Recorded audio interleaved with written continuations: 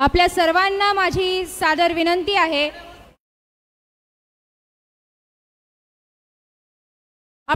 सर्वांना माझी विनंती आहे, कृपया एकदा सर्वांनी उभं राहून आपल्याला घोषणा द्यायच्या आहेत, नारे द्यायचे आहेत, कारण हे टेलिकास्ट होत आहे, त्यांना तुमचं फुटेज घ्यायचं आहे। कृपया एकदा सगळ्यांनी उभं राहून घोषणा देऊया। सर्वांनी उभं राहा। उजव्या बाजूचे लोक बोला, भारतीय जनता पार्टीचं, भारतीय जनता पार्टीचं अब की बार रावसाहेब दादा तुम आगे बढ़ो, रावसाहेब दादा तुम आगे बढ़ो। अब की बार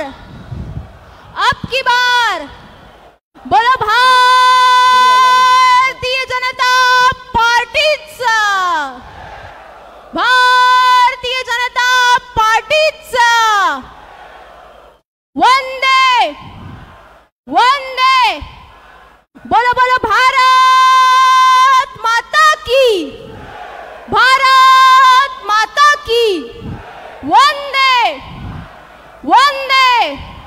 धन्यवाद।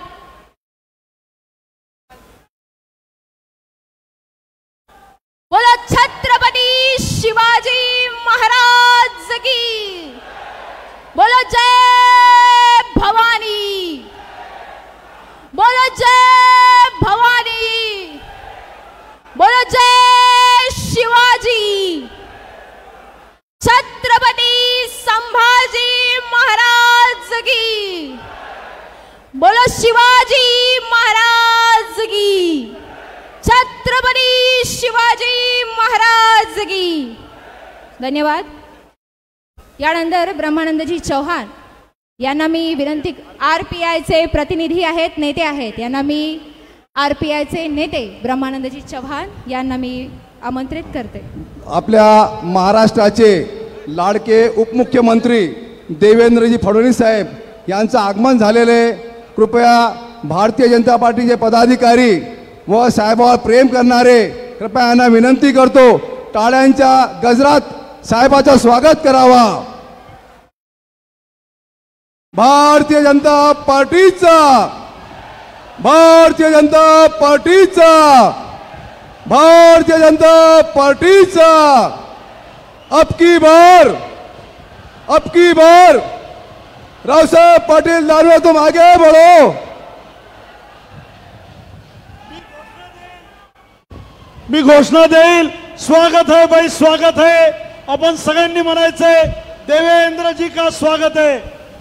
बोलो स्वागत है भाई, स्वागत है। देवेंद्र जी का स्वागत है। बोलो स्वागत है भाई, स्वागत है। देवेंद्र जी का स्वागत है। स्वागत है भाई, स्वागत है। देवेंद्र जी का स्वागत है।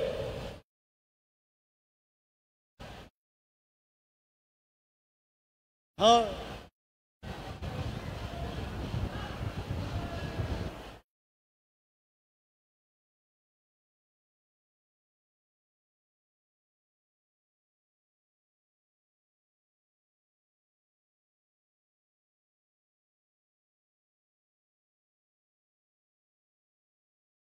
बोलो भारतीय जनता पार्टीचं, भारतीय जनता पार्टीचं।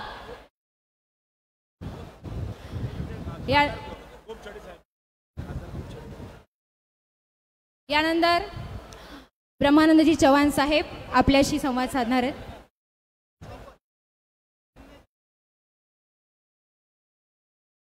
छत्रपती शिवाजी महाराज, डॉक्टर बाबासाहेब आंबेडकर, आज आपण ज्या उमेदवाराच्यासाठी इथं आलात ते आपले जालना लोकसभा मतदारसंघाचे उमेदवार आदरणीय रावसाहेब पाटील दानवे साहेब, या आघाडीमध्ये आपल्या असलेल्या राष्ट्रवादी काँग्रेसचे अरविंदराव चव्हाण, मनसेचे कार्यकर्ते, रासपचे या कार्यकर्ते आपण सर्व रिपब्लिकन पक्षाचे सर्व कार्यकर्ते, या मंचकावर उपस्थित असलेले आदरणीय सर्व बीजेपीचे नेते, माजी आमदार विलास बापू खरासाहेब, पुसदचे आमदार, खासदार, आपण सर्व या स्टेजवर उपस्थित असलेले, या प्रचाराला आलेले सर्व नेते, आदरणीय कार्यकर्ते मित्रहो, आपण उद्या 13 तारखेला मतदान करणार आहात। या 13 तारखेच्या मतदानामध्ये तुम्हाला आणि आपल्यालाच एक निर्णय घ्यायचा आहे। या उद्याच्या लोकसभेच्या निवडणुकीमध्ये रावसाहेब दानवे पाटलांना निवडून आणून आपल्याला दिल्लीमध्ये पाठवायचं आहे। आणि म्हणून मित्र, तुम्हाला आपल्या सर्वांनाच या प्रचाराच्या मोहिमेमध्ये आपला विरोधी पक्षाची माणसं, प्रामुख्यानं डॉक्टर बाबासाहेब आंबेडकरांच्या विचाराला मानणाऱ्या मतदाराला वेगळी भूलथाप देऊन बीजेपीच्या विरोधामध्ये संविधान बदलणार आहे अशा भूमिका घेत आहेत। आणि म्हणून तुम्हाला सावधान व्हायचंय। विरोधी पक्षाच्या माणसाच्या या खोट्या बोलण्याला कोण्याही इथल्या रिपब्लिकन पक्षाच्या डॉक्टर बाबासाहेब आंबेडकरांना मानणाऱ्या मतदारांनी त्याला विश्वास करायचा नाही। आणि म्हणून मित्रहो, ह्या भूलथापा देऊन आपल्याला वेगवेगळ्या पद्धतीने कसं करता येईल, मतदार फोडता कसे येतील, अशा स्वरूपाचं काम यांनी इथं चालू केलेलं आहे। आणि म्हणून संविधानामध्ये आपल्या तुम्हाला आणि आपल्या सर्वांनाच फार मोठी ताकद मिळालेली आहे। आपण सर्व या देशामध्ये, लोकशाहीच्या या देशामध्ये एकसंघ राष्ट्र उभारणी करण्यासाठी, हा संपूर्ण राष्ट्र एकत्र उभा करण्यासाठी आपल्या देशाचं संविधान सर्वात मोठं ताकदवान आहे। आणि या ताकदवान संविधानामध्ये सर्व जाती धर्माची लोक एकत्र जोडल्या गेली, कोण्याही माणसाला बाजूला ठेवलं नाही। या संविधानामध्ये तुम्हाला आणि आपल्याला कोणाच्या बळी उपजाला, खोटं बोलण्याला बळी पडायचं नाही। प्रत्येक माणसाला मताचा अधिकार संविधानामध्ये मिळाला। आणि तुमच्या या मताच्या अधिकारामध्ये तुम्हाला उद्याच्या लोकसभेच्या निवडणुकीमध्ये रावसाहेब दानवे पाटलाला त्यांच्या कमळाच्या चिन्हावर बटन दाबून तुम्हाला त्यांना विजयी करायचं आहे। आणि हे विजयी करणं म्हणजे इथलं हे मतदान तुमचं देशाच्या विकासासाठी आहे, मोदी साहेबांच्या विकासासाठी आहे। आणि म्हणून आपण सर्वजण एकदा लक्षात ठेवा, विरोधी पक्षाची माणसं संविधान, बीजेपीची आघाडी सत्तेमध्ये आली तर संविधान बदलणार आहे असं पुन्हा पुन्हा सांगतात। तुम्हाला आठवण करून देतो, मोदी साहेब पंतप्रधान झाले, पहिले पंतप्रधान देशाचे आहेत की ज्यांनी आपली शपथ घेतल्यानंतर घेत असताना संविधानाची शपथ घेतली संसदेमध्ये। आणि त्यांनी पहिल्या प्रथम डॉक्टर बाबासाहेब आंबेडकरांचा फोटो मेन हॉलमध्ये आणणारे या देशाचे पंतप्रधान मोदी साहेब आहेत। आता मागच्या मुलाखतीमध्ये तुम्ही पाहिलं असेल, मोदी साहेबांनी सांगितलं, लोक घटनेवर बोलतात, संविधान बदलण्यावर बोलतात, पण हे उद्याच्या पंतप्रधान झाल्यानंतर 1 वर्षभर देशामध्ये मी संविधानाचा संपूर्ण असलेला प्रचार करणार आहे। तिथल्या तळागाळातल्या शेवटच्या माणसाला न्याय देण्याचं काम करणार आहे। आपल्याला घरकुलं दिलेत, आपल्याला कर्ज दिलंय, वेगळ्या वेगळ्या पद्धतीने आपले विकास केलेत। ह्या विकासाच्या टप्प्यामध्ये विरोधकाच्या कोणत्याही भूमिकेला बळी न पडता, कशाच्या वाईट बोलण्याला बळी न पडता आपण सर्वांनी मतदान कमळावर करायचं आहे। रिपब्लिकन पक्षाला काय दिलं, रिपब्लिकन पक्षाला काय मिळालं, अशा स्वरूपाचं लोक आम्हाला म्हणतात। आणि म्हणून रिपब्लिकन पक्षामध्ये रामदास आठवले मोदी साहेबांच्या मंत्रिमंडळामध्ये मंत्री आहेत। रावसाहेबांचा एकही खासदार नाही, आमचा एकही काही खासदार नसताना मोदी साहेबांनी त्यांना राज्यसभेवर घेतलं, मंत्रिमंडळामध्ये घेतलं। 5 वर्षे रामदास आठवले केंद्रामध्ये मंत्री आहेत, तमाम लोकांचं काम करत आहेत। आणि म्हणून या सरकारमध्ये मोदी साहेबांनी स्वागत है, स्वागत है, आणि देवेंद्र जी का स्वागत है, स्वागत है भाई, स्वागत है, देवेंद्र जी का स्वागत है, मोदी साहेब स्वागत है भाई, स्वागत है। फडणवीस साहेब आलेले आहेत, आपण सर्व फडणवीस साहेबांचं स्वागत करायचं आहे। फडणवीस साहेब आता स्टेजवर विराजमान होणार आहेत। आपण सर्व उपस्थितांनी त्यांचं टाळ्याच्या गजरामध्ये स्वागत करायचं आहे। फडणवीस साहेबांचा, मोदी साहेबांचा। देवेंद्र फडणवीस तुम आगे बढ़ो, हम तुम्हारे फडणवीस साथ हैं। साहेबांचा, देवेंद्र फडणवीस साहेबांचा, विजय असो। मोदी साहेबांचा। आपण सर्व साहेबाला ऐकण्यासाठी आलात एवढं बोलून मी थांबतो। जय हिंद, जय महाराष्ट्र। महाराष्ट्राचे लाडके उपमुख्यमंत्री, महाराष्ट्राच्या जनमनातील लोकनेते, सन्माननीय उपमुख्यमंत्री देवेंद्रजी फडणवीस साहेब आत्ताच नुकतेच आलेले आहेत। साहेबांना मी विनंती करते कृपया आसनस्थ व्हावं। बोलो स्वागत है भाई, स्वागत है। बोलो स्वागत है भाई, स्वागत है। यानंतर सन्माननीय पालकमंत्री श्री अतुलजी सावे साहेबांना मी विनंती करते त्यांनी आम्हाला संबोधित करावं।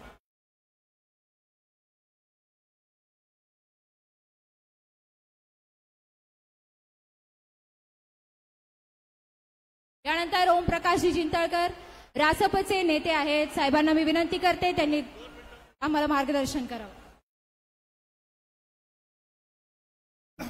व्यासपीठावर विराजमान महाराष्ट्र राज्याचे उपमुख्यमंत्री देवेंद्रजी फडणवीस साहेब आणि सन्माननीय व्यासपीठ बंधूंनो, आज आपण इथं जमलेलो आहे दानवे पाटील, रावसाहेब पाटील दानवे यांच्या लोकसभेचे उमेदवार, जालना लोकसभेचे उमेदवार रावसाहेब पाटील दानवे यांच्या प्रचारार्थ आपण इथं जमलेलो आहोत। बंधूंनो, राष्ट्रीय समाज पक्षाला सन्मान देणारा भारतीय जनता पार्टी पक्ष आहे। आपल्याला अलायन्स मध्ये घेतलं आणि जानकर साहेबाला परभणी लोकसभेतून एक जागा सोडली, त्याबद्दल त्यांचा मी धन्यवाद मानतो। बंधूंनो, मोदी सरकारची कार्यकिर्दी आपल्याला माहित आहे। मागील 10 वर्षापासून हा आपला देश महासत्तेकडे चाललेला आहे। ह्याच माध्यमातून ह्या वर्षी सुद्धा प्रचंड मताने आपल्याला मोदी साहेबाला निवडून द्यायचं आहे। जय हिंद, जय भारत।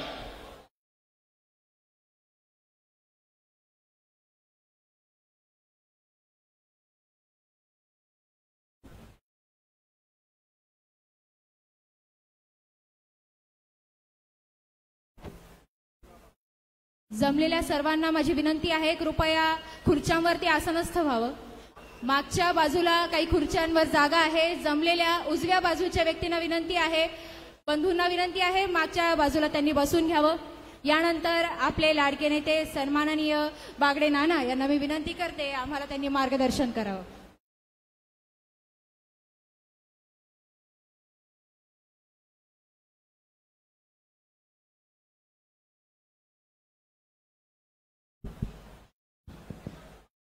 व्यासपीठावर उपस्थित असलेले महाराष्ट्र राज्याचे माजी मुख्यमंत्री, आताचे उपमुख्यमंत्री माननीय देवेंद्रजी फडणवीस, आपले पालकमंत्री अतुलजी साहेब, व्यासपीठावरील सर्वच मान्यवर आणि उपस्थित बंधू आणि भगिनींनो, आपल्या सगळ्याला कल्पना आहे त्या 13 तारखेला जालना लोकसभा मतदारसंघातलं मतदान होणार आहे। ही निवडणूक केवळ रावसाहेब पाटील दानवे आणि कल्याण काळेची नाही, तर आपल्याला देशामध्ये पंतप्रधान कोणाला करायचं त्याची ही निवडणूक आहे। या देशामध्ये गेली 10 वर्ष जो विकास होतोय तो विकास आपण पाहिलाय। काँग्रेसच्या राज्यातला मागचा 10 वर्षातला विकास पाहिलाय। शेतकऱ्यासाठी असू दे, महिलांसाठी असू दे, विद्यार्थ्यांसाठी असू दे, सगळ्यांची प्रगती होत चालली। या देशामध्ये 25 कोटी जनता ही दारिद्र्य रेषेच्या वर आली। काँग्रेसची दारिद्र्य रेषेची व्याख्या केली होती, ज्याला पत्राचं घर आहे, ज्याला कुडाच्या भिंती आहे, ज्याच्या घरात लाईट नाही, त्याच्या घरात टीव्ही नाही, असा माणूस असेल असा परिवार म्हणजे दारिद्र्य रेषेच्या खाली. आता असं घर आपल्याला सापडत नाही. प्रत्येकाने आपल्या गावात विचार करा की असं घर कुठं राहिलं का. याचाच अर्थ असा आहे की 25 कोटी लोक दारिद्र्य रेषेच्या वर आले. या प्रचार सभेमध्ये वेगवेगळे आरोप प्रत्यारोप केले जातात. मी काही विषयाला फक्त बोलणार आहे. एक विषय असा आहे की तो राहुल गांधी रोज रोज सांगतात की नरेंद्र मोदी साहेबाचे तर 400 खासदार निवडून आले तर ते बाबासाहेबांची घटना बदलतील, बाबासाहेबांची घटना तोडतील, बाबासाहेबांची घटना मोडतील. अरे काँग्रेसला तर बाबासाहेबाबद्दल कवडीचंही प्रेम नव्हतं, कवडीचं प्रेम नव्हतं. ज्याला घटना समिती झाली 1946 साली त्याला महाराष्ट्रात काँग्रेसचे आमदार होते. बाबासाहेबांना कोणी शिफारस केली नाही. 5 आमदाराची शिफारस असल्याशिवाय घटना समितीवर जाता येत नव्हतं. म्हणून बंगालमधून मंडल नावाचे आमदार त्यांनी 5 आमदाराची शिफारस केली. त्यावेळेला बाबासाहेब घटना समितीवर गेले. काँग्रेसची काने पाठवलं. महाराष्ट्रात सगळे काँग्रेसचेच आमदार होते. पण 1947 साली या देशाचे 2 तुकडे काँग्रेसने केले. एक पाकिस्तान केला, एक हिंदुस्थान केला. आणि बाबासाहेब जिथून घटना समितीवर आले होते तो भाग पाकिस्तानात गेला. बाबासाहेबांचा घटना समितीवरचं सदस्यत्व रद्द झालं. पण त्या घटना समितीत 292 सदस्य होते. ते सगळे सरदार वल्लभभाई पटेलला भेटले आणि सांगितलं की बाबासाहेब घटना समितीत असले पाहिजे, घटना समितीत त्यांना घेतलं पाहिजे. बाबासाहेबांशिवाय घटना पूर्ण होणार नाही. मग त्यावेळेला सरदार वल्लभभाई पटेलनी महाराष्ट्राचे मुख्यमंत्री त्यावेळेचे बाळासाहेब खेर यांना फोन करून सांगितलं की तुमच्या इथून 4 सदस्य आहे, एका सदस्याचा राजीनामा घ्या आणि बाबासाहेबांना घटना समितीत पाठवा. बाबासाहेबांनी घटना तर दिली. बाबासाहेबांनी घटना लिहून या देशाला समर्पित केली. 26 नोव्हेंबर 1949 ला त्याच घटनेप्रमाणे लोकसभेच्या निवडणुका होतात. ग्रामपंचायत पासून तर लोकसभेपर्यंतच्या निवडणुका होतात. सरपंचापासून राष्ट्रपती पदाच्या निवडणुका घटनेप्रमाणे होतात. पण बाबासाहेब आंबेडकरांना काँग्रेसने 1952 साली काँग्रेसने त्यांचा पराभव केला. खरं म्हणजे त्यानं घटना त्यांनी लिहिली. बाबासाहेबांना लोकसभेमध्ये बिनविरोध जाऊन द्यायला पाहिजे होतं पण दिलं नाही. बाबासाहेब 1954 साली तिथं पोट निवडणुकीला उभे राहिले. तिथंही काँग्रेसने त्यांना विरोध केला. मला आठवतं त्यावेळेचे संघाचे प्रचारक दंतोपंत ठेगडी यांनी त्यांचा पूर्ण वेळ प्रचार केला. परंतु काँग्रेसने त्यांचा तिथेही पराभव केला. आणि आता म्हणतात की बाबासाहेबांची घटना बदलणारे हे खोटं बोलतायत, रेटून बोलतायत, मागासवर्गीयांची मतं मिळावी म्हणून बोलतायत. आणि म्हणून माझा म्हणणं आहे की काँग्रेसच्या या प्रचाराला बळी पडू नका. आणखी एक मुद्दा ते सांगतात, सगळीकडे काँग्रेसवाले गावगावमध्ये सांगतात.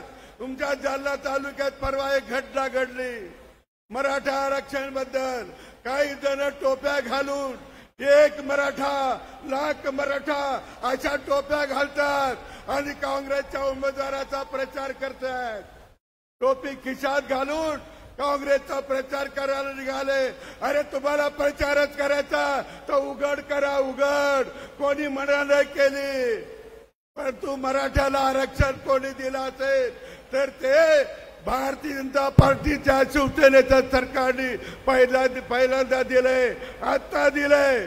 मराठ्याच्या आरक्षण संबंधात काँग्रेसला बिलकुल आशा नाही, काँग्रेस बिलकुल चिंता करत नाही. कारण मराठ्याला आरक्षण द्यावं असं काँग्रेसच्या कोणत्या लोकांना वाटत नव्हतं.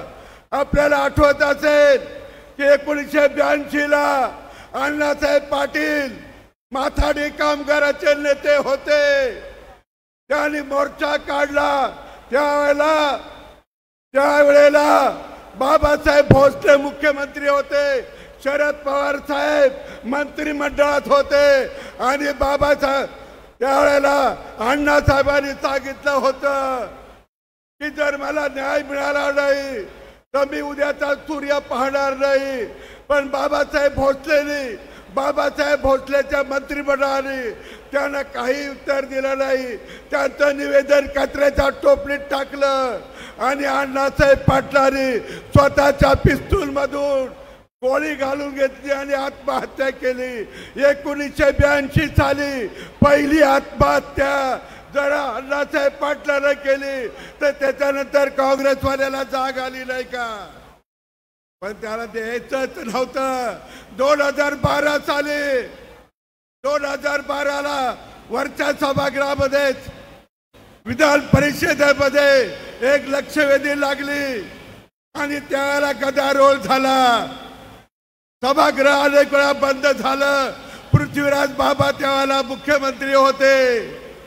सभापतींनी त्यांना बोलवलं की तुम्ही आरक्षणाबद्दल बोला, परंतु पृथ्वीराज बाबा आरक्षणासाठी बोलायला तयार नव्हते आणि म्हणून त्यांनी बोलले नाही, सभागृहात गेले नाही.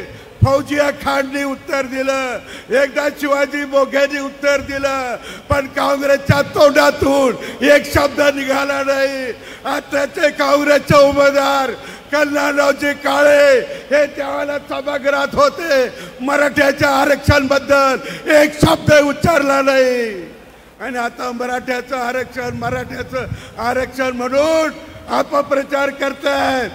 रावसाहेब पाटलाच्या विरोधात घोषणा देत आहेत. मला आपल्याला सांगायचंय त्या सगळ्यांच्या भूलथापाला बळी पडू नका.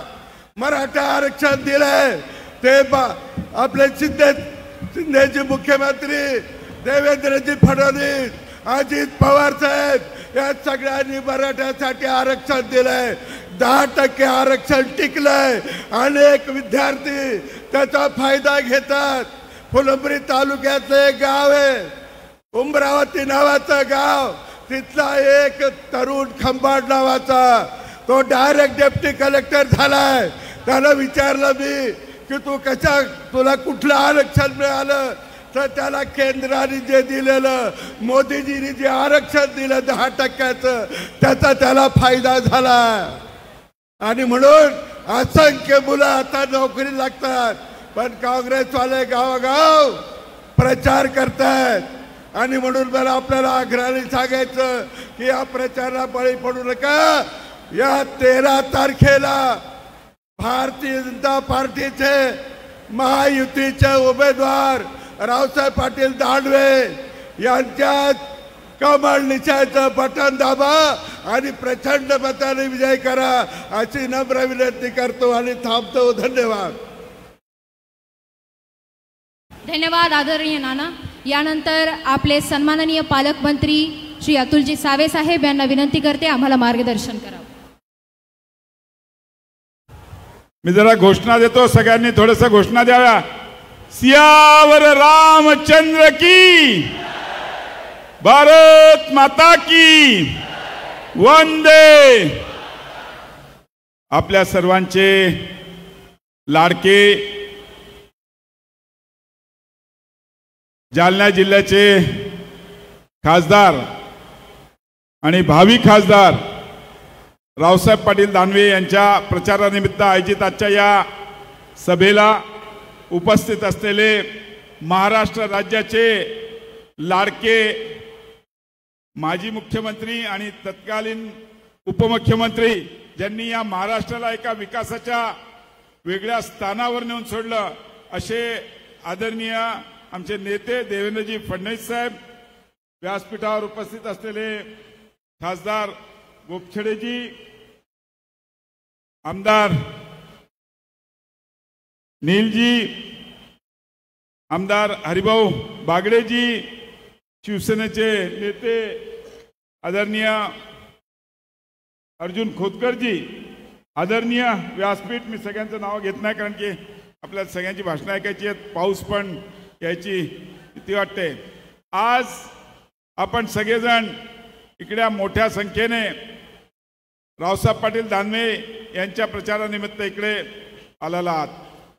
मी आपल्या सर्वांना एवढीच विनंती करणार आहे की मागच्या 10 वर्षात आपण बघितलं असेल या देशाला एक वेगळ्या प्रगतीच्या स्थानावर मान्य मोदीजींनी नेऊन ठेवलेलं आहे. आज जगामध्ये आपण जर GDPचा अभ्यास केला तर 10 नंबरवरून आज 5 नंबरवर आलं. येणाऱ्या काळामध्ये तिसऱ्यांदा आपल्याला त्यांना निवडून याच्याकरता द्यायचंय की आपल्याला 3ऱ्या नंबरवर जायचंय. ज्या ब्रिटिशांनी आपल्यावर राज्य केलं होतं ते आज आपल्यापेक्षा मागे आहेत. आज मोदीजींनी जे वचननामा दिला होता त्या वचननाम्यामध्ये त्यांनी काही गोष्टी आपल्याला सांगितल्या होत्या. त्यातल्याच सर्वात मोठा होता विषय जो राम मंदिर. आपल्या सगळ्यांची भावना होती 500 वर्षापासून की या देशामध्ये आपण गावात कुठे गेलो तर राम राम म्हणतो, प्रत्येकाच्या तोंडात राम राम असतो आणि हे राम मंदिर व्हावं आपली सगळ्यांची इच्छा होती. मोदीजींनी वचननाम्यामध्ये जे म्हटलं होतं ते पूर्ण केलं. 22 जानेवारीला आपल्या सगळ्यांच्या मनातल्या रामाचं मंदिर आज स्थापन झालं. आपण सगळेजण लाखो भक्त आज तिकडे जात आहेत. मॅनिफेस्टोमध्ये त्यांनी 370 कलम रद्द करीन सांगितलं होतं, ते केलं त्यांनी. आणि आज काश्मीरमध्ये सामान्य जनतेला एक सुरक्षित वातावरण आहे आणि ते तिकडे सुरक्षतेमध्ये आज काम करतात. असे अनेक निर्णय मागचे त्यांनी घेतलेले आहेत. पण मी आज पुढच्या काळात आपल्या तिसऱ्यांदा का मोदीजींना निवडून द्यायचंय. आज आपल्याला माहिती आहे की मोदीजींनी 70 वर्षाच्या प्रत्येक व्यक्तीला आयुष्यमान योजना अंतर्गत 5 लाखापर्यंतचा मोफत उपचार करून द्यायचा शब्द दिलेला आहे आणि तो पूर्ण करण्याकरता आपल्याला तिसऱ्यांदा मोदीजींना निवडून. आज घराघरापर्यंत पाईपलाईनच्या माध्यमातून गॅस द्यायचा त्यांनी शब्द दिला आहे आणि तो आपल्याला पूर्ण करायचा आहे. 3 करोड महिलांना लखपती दीदी बनवणार आहेत आपण. त्याकरता आपल्याला मोदीजींना निवडून. आणि हे सगळं माननीय अमित शाह साहेबांचं आगमन झालेले 5-10 मिनिटातच ते इकडे येतील. मी जास्त वेळ घेणार नाही पण एवढंच सांगणार आहे की पंतप्रधान आवास योजनेच्या अंतर्गत दिव्यांगांना प्राधान्य दिलं जाणार आहे. आज गोरगरिबांसाठी 3 कोटी घरी बांधणारा जर कोणी असेल तर माननीय नरेंद्रजी मोदी साहेब आहेत. अशा अनेक योजना, मुद्रा लोन पण आज 10 लाखापर्यंत 20 लाखापर्यंत नेण्याकरता, आज या सगळ्या करण्याकरता मोदीजींच्या दिल्लीतल्या विहिरीमध्ये विकासाचं भरपूर योजना आहेत. पण त्या आपल्या जालना जिल्ह्यापर्यंत येण्याकरता आपल्याला या जालन्याचा खासदार भारतीय जनता पार्टीचा म्हणजेच नरेंद्र मोदींना सपोर्ट करणारा खासदार हा भारतीय जनता पार्टीचा असला पाहिजे. यासाठी आपल्या सगळ्यांना विनंती करतो की रावसाहेब दानवे पाटील यांच्या कमळ या निशाणीवर आपण मतदान करून त्यांना खासदार म्हणून निवडून द्यावा हीच आपल्याला विनंती करतो. थांबतो. जय हिंद, जय महाराष्ट्र. धन्यवाद साहेब. बंधु भगिनींनो, ये हवा क्या कह रही है? ये हवा कह रही है कि इस और इलेक्शन की हवा दादा की तरफ है और इसी हवा को जिन्होंने सपोर्ट किया है आमचे आधारस्तंभ शिवसेना नेते माजी मंत्री सन्माननीय अर्जुनजी खोतकर यांना मी विनंती करते सभेला मार्गदर्शन करा.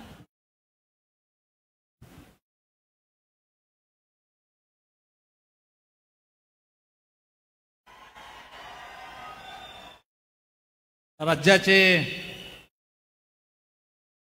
फायर ब्रँड नेते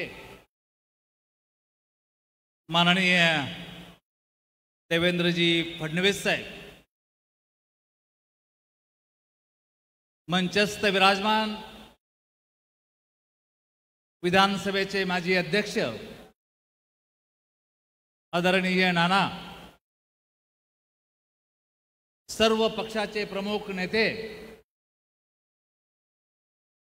या सभेला उपस्थित आलेले सर्व मान्यवर बंधू भगिनी आणि पत्रकार मित्रांनो, बरोबर 4 दिवसावरती लोकसभेचं मतदान होणार आहे आणि निकाल आपल्या समोर आहे। ज्या पद्धतीनं आपण माननीय अमित भाई यांच्या सभेला उपस्थित आहात,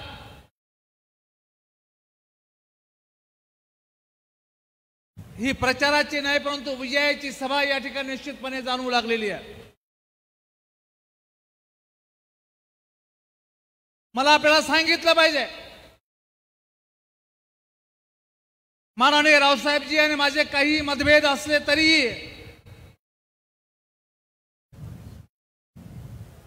निवडणुकीच्या आड हे मतभेद येणार नाहीत। माननीय देवेंद्रजींनी मला परवा फोन केला, माननीय मुख्यमंत्री महोदयांनी फोन केला। मी फक्त त्यांना म्हणलो की थोडं त्यांनाही समजून सांगा। आणि देवेंद्रजीच्या एका फोनवर आमचं सर्व निश्चितपणे या ठिकाणी मिटलंय। काल अशाच प्रकारची एक सभा, फक्त शिवसैनिकांची सभा, एवढी सभा मी जालन्यामध्ये घेतली आणि मी या सभेच्या माध्यमातून आणि कालच्या सभेच्या माध्यमातून माननीय देवेंद्रजीला शब्द देऊ इच्छितो की या लोकसभेमध्ये पुन्हा एकदा आपलं स्वतःचं नेतृत्व, तुमच्यावरचा विश्वास, तुम्ही टाकलेली जबाबदारी ही समर्थपणे अर्जुन खोतकर पार पाडल्याशिवाय राहणार नाही, ही निश्चितपणे खबरदार तुम्हाला निश्चितपणे वचन या ठिकाणी देतो। ही निवडणूक रावसाहेब पाटील दानवेची नाही आहे, ही निवडणूक माननीय मोदीजींना पंतप्रधान करण्याची आहे। ही निवडणूक निश्चितपणे देशाचं नेतृत्व ठरवणारी निवडणूक आहे। त्यामुळे आपलं मत हे रावसाहेब दानवेंच्या बरोबरच आपलं मत हे नरेंद्र मोदीला मत या ठिकाणी असणार आहे। एक वेगळा विश्वास या भारत देशाच्या जनतेच्या मनामध्ये माननीय मोदी साहेबांनी निर्माण केलेला आहे। त्यांची हॅट्रिक आता या पंतप्रधान पदाची हॅट्रिक 4 तारखेला या ठिकाणी होणार आहे। त्यामुळे आपण सर्वांनी, मीही कामाला लागलो, आपणही कामाला लागावं आणि रावसाहेब पाटील दानवे यांना प्रचंड मताने या ठिकाणी विजय करावं, एवढं आव्हान तुम्हाला या ठिकाणी करतो आणि थांबतो। जय महाराष्ट्र।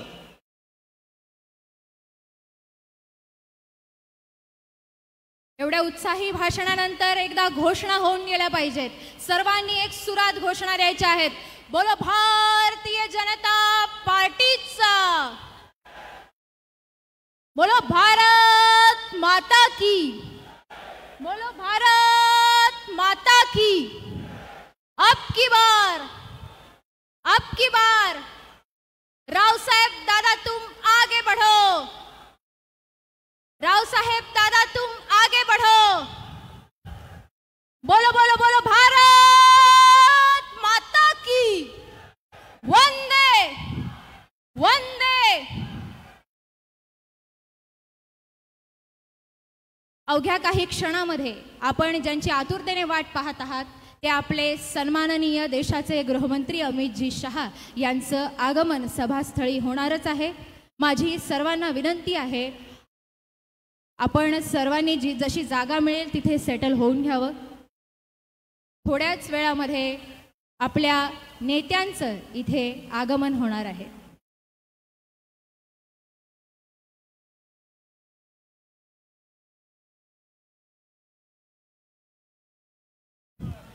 आज या ठिकाणी भारतीय जनता पक्ष व आपले महायुतीचे सर्व नेते उपस्थित आहेत.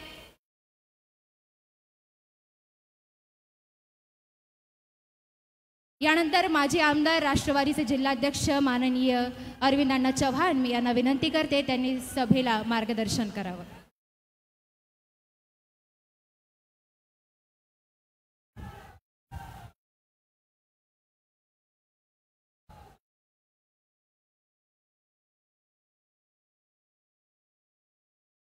विधानसभेचे माजी अध्यक्ष सन्माननीय नाना, महाराष्ट्राचे अभ्यासू आणि कर्तबगार असे उपमुख्यमंत्री आदरणीय देवेंद्रजी फडणवीस साहेब, आमचे स्नेही निलय नाईकजी, सन्माननीय आमदार अर्जुनरावजी खोतकर साहेब, दास बापू, उपस्थित सर्वच मंचावरील नेते मंडळी महायुतीची आणि मित्रांनो, मी जास्त बोलणार नाही. या आधीच्या वक्त्यांनी नानांनी असो भाऊंनी असो आपलं उत्तर दिलेलं आहे. ही निवडणूक विकासाच्या मुद्द्यावर आपल्याला लढायची आहे. आदरणीय नरेंद्र मोदींनी असो किंवा आपले खासदार केंद्रीय राज्यमंत्री रावसाहेब दानवे पाटील असो, यांनी देशात आणि आपल्या भागामध्ये प्रचंड असं काम उभं केलेलं आहे. आणि या कामावर मतं मागण्यासाठी गेल्या 24 तारखेपासून दानवे साहेबांच्या सोबत सातत्यानं आम्ही फिरतोय. आणि आदरणीय मुख्यमंत्री देवेंद्रजी साहेब अतिशय वातावरण चांगल्या पद्धतीनं महायुतीच्या बाजूनी झुकताना आम्हाला दिसतंय. रावसाहेबजी दानवे यांनी केलेली मग ती ड्रायपोर्टचं काम असो, ITC कॉलेजचं असो, वंदे भारत ट्रेन चालू करण्याचा असो जालन्याहून, आणि जालवा रेल्वे स्टेशनचा चेहरा मोहरा बदलण्याचा असो, अनेक गोष्टी आहेत. जालना जिल्ह्यात 6000 कोटीची रस्त्याची कामं त्यांनी आणली. कामं सांगतात बस.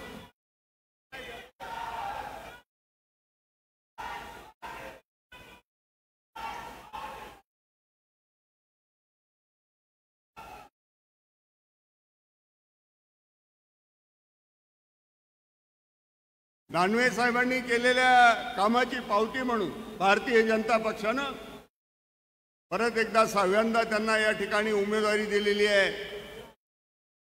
आणि म्हणून दानवे साहेबांच्या पाठीमागं आपण उभं राहिलं पाहिजे. आदरणीय मोदीजींच्या बाबतीमध्ये जी इंडिया आघाडी या देशामध्ये झाली,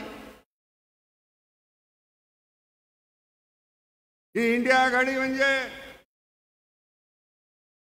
कालपर्यंत ज्यांचं एकमेकाशी पटत नव्हतं अशी माणसं सोबत येऊन एक कडबोळ तयार झालेलं आहे. आणि म्हणून त्यांच्याविषयी मी 2 शब्दात सांगेल. मोदीजींचं जे काम आहे, भ्रष्टाचार रहित काम मोदीजींनी केलेलं आहे. आणि म्हणून मोदी साहेबावरती एक सांगेल. आणि इंडिया आघाडीबद्दल,